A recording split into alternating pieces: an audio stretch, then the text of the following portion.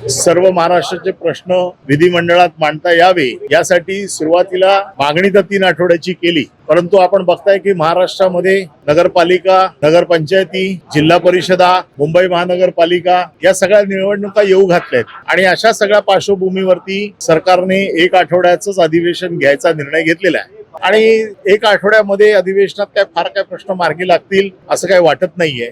परंतु ज्या विदर्भासाठी हे अधिवेशन विदर्भामध्ये घेतलं जातं, किमान विदर्भाचे प्रश्न तरी प्राधान्याने मांडले जावेत आणि विदर्भातल्या लोकांना काहीतरी या अधिवेशनात मिळावं अशी माफक अपेक्षा आम्ही आज केलेली आहे. त्याचबरोबर 1च आठवडा अधिवेशन असल्यामुळे मी विनंती केली की जी काय आश्वासनं सरकार देते, जी काय आश्वासनं मंत्री देतात, ही काय मंत्री पूर्ण करत नाहीत. म्हणजे केवळ आश्वासनं देण्यासाठी अधिवेशन असू नये, तर जी काय आश्वासनं दिलेली आहेत ती पूर्ण करावीत. कारण आश्वासन समितीकडे देखील कित्येक विषय असे आहेत त्यांच्याकडनं आम्हाला उत्तरं येत आहेत की कुठलंही आश्वासन पूर्ण झालेलं नाही. म्हणजे केवळ थापा मारण्यासाठी किंवा आश्वासन देण्यासाठी अधिवेशन असू नये, या अधिवेशनामध्ये काहीतरी फलश्रुती व्हावी, लोकांच्या, शेतकऱ्यांच्या, कष्टकऱ्यांच्या पदरात काहीतरी पडावं अशी साधारण अपेक्षा सरकारकडनं आहे आणि ती अपेक्षा आम्ही आज कामकाज समितीमध्ये व्यक्त केलेली आहे.